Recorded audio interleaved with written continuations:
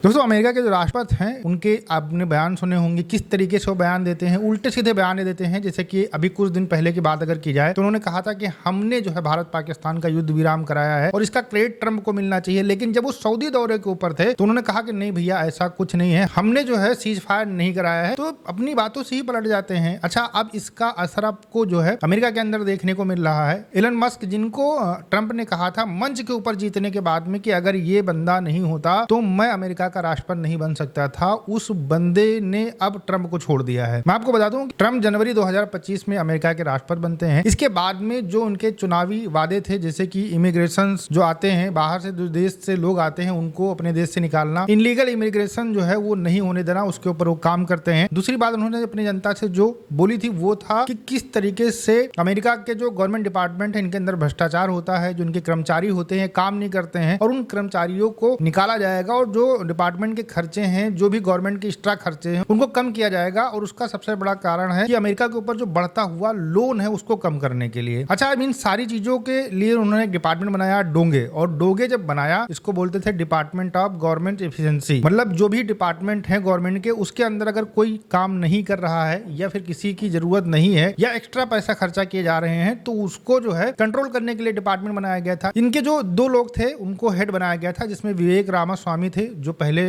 Trump के खिलाफ राष्ट्रपति का चुनाव लड़ने वाले थे लेकिन बाद में उन्होंने अपना नाम विड्रॉ कर लिया था। दूसरे थे इलन मस्क। इलन मस्क तो आप लोग जानते होंगे, टेस्ला कंपनी के ऑनर हैं, ट्विटर भी उन्होंने खरीदा, उसके बाद में अब उसका नाम एक्स कर दिया है, उसके भी वो सीईओ हैं। तो ये बहुत ही ज्यादा प्रोफेशनल व्यक्ति हैं और इनको डिपार्टमेंट का हेड बनाया गया दो लोगों को। लेकिन कुछ समय के बाद में क्या होता है कि विवेक रामास्वामी काम छोड़ देते हैं, डोंगे डिपार्टमेंट से वो हट जाते हैं। कुछ जाहिर सी बात है तकरार हुई होगी।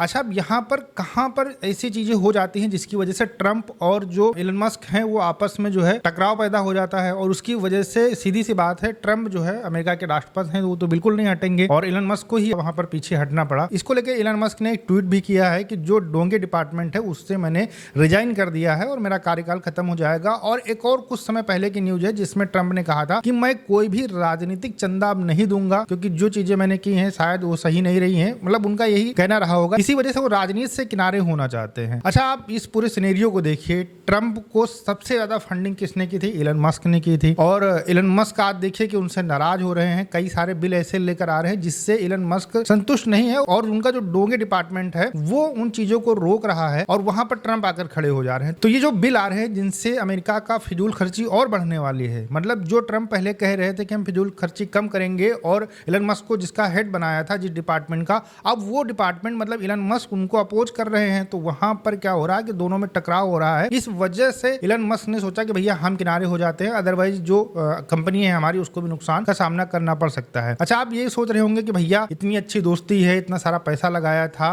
उसके बाद में ये राष्ट्रपति बने और भरे मंच के ऊपर इलन मस्क डांस कर रहे थे जब ये राष्ट्रपति बने थे, फिर ऐसी चीजें क्यों हो जाती है? देखिए, इसका सबसे बड़ा कारण है कि ट्रंप का मूड। भाई एक एक मिनट के ऊपर बंदा अपना बयान बदलता है। आप देखिए कि एक दिन लगा देता है चाइना के ऊपर कि हम 240% टैरिफ लगा देंगे, 120% टैरिफ लगा देंगे, लेकिन दूसरे 3-4 दिन के बाद में कह देता नहीं भैया हम इसको 30% कर देंगे। एक दिन अनाउंसमेंट करता है कि हम जितने भी देश हैं पूरी दुनिया के उनके ऊपर हम 30%, 40%, 50% टैरिफ लगा लेंगे, लेकिन दूसरे दिन जो है वो अनाउंसमेंट कैंसिल कर देता, कहता 10% हो गया। तो ये जो डिसीजन है, मतलब एक मूडी आदमी है। आप देखिए कि सीधी सी बात है, भारत को लेकर पहले क्या बोल रहा था लेकिन तुरंत फिर से क्या बोलने लगता है। तो मतलब ये मूड बहुत ज्यादा जो है इनका स्विंग होता है। इनको ये मुझे लगता है पता नहीं चलता कि क्या सही है क्या गलत है और इसी वजह से जब सामने वाला इनको कुछ बताने की कोशिश करता है तो इनको लगता है कि भैया हम राइट हैं, हमारे सामने तो किसी की कोई औकात नहीं है। जाहिर सी बात है अमेरिका के अंदर किसी की औकात नहीं होगी राष्ट्रपति ट्रंप के सामने। तो यहाँ पर क्या होता है, जो सामने वाला बंदा होता है वो सोचता है भैया ज्यादा समझाने की जरूरत नहीं, पत्थर पे सिर नहीं मारना चाहिए, हमें ही किराने होना चाहिए। कुछ समय पहले जब भारत और पाकिस्तान का सीज फायर हुआ था तो बहुत सारे लोग कह रहे थे कि भैया मोदी जी के बहुत अच्छे दोस्त हैं ट्रंप,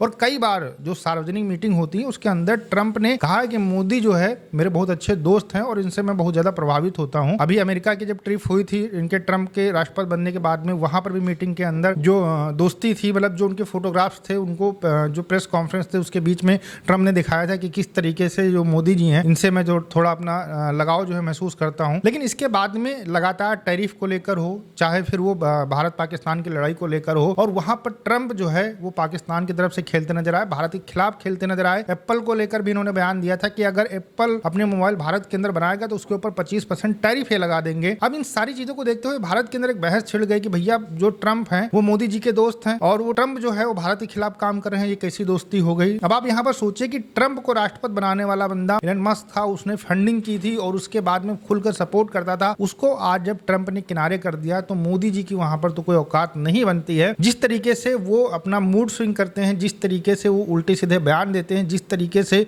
उनकी गवर्नमेंट काम कर रही है। अभी कुछ दिन पहले की बात है, पुतिन को लेकर इन्होंने उल्टा सीधा बयान दे दिया कि यूक्रेन के ऊपर ऐसा कर रहे वैसा कर रहे। कुछ समय पहले तक पुतिन के फैन बने बैठे हुए थे ट्रम्प और बड़ी तारीफें कर रहे थे लड़ाई रुकवा देंगे। तो सीधी सी बात है, जो ट्रम्प है ये कहीं ना कहीं अमेरिका का नुकसान कर रहेंगे और ये नुकसान से बचाने के लिए जो भी इनसे बात करेगा तो उससे उनकी दुश्मनी ही हो जाएगी। और वही चीज यहाँ पर ट्रम्प के सामने मस्क ने की कि सोचा कि हम इनको थोड़ा सा समझाएं कि ये चीजें नहीं करनी चाहिए, लेकिन भैया ट्रम्प अपने आपको जो है भगवान से इस समय कम नहीं समझते हैं और वो कहते हैं कि हम अमेरिका को ग्रेट बनाकर छोड़ेंगे। मुझे लगता है कि ट्रम्प अमेरिका को ग्रेट नहीं बनाएंगे, अमेरिका को नीचे लेकर जाएंगे और अमेरिका हो सकता है कि इनकी जो इकोनॉमी है वो भी कहीं ना कहीं थोड़ी बहुत दिक्कत का इनको सामना करना पड़े। आपका क्या कहना है मुझे कमेंट सेक्शन में जरूर बताइएगा। मिलते हैं नए वीडियो के साथ। नमस्कार, धन्यवाद, जय हिंद, जय भारत।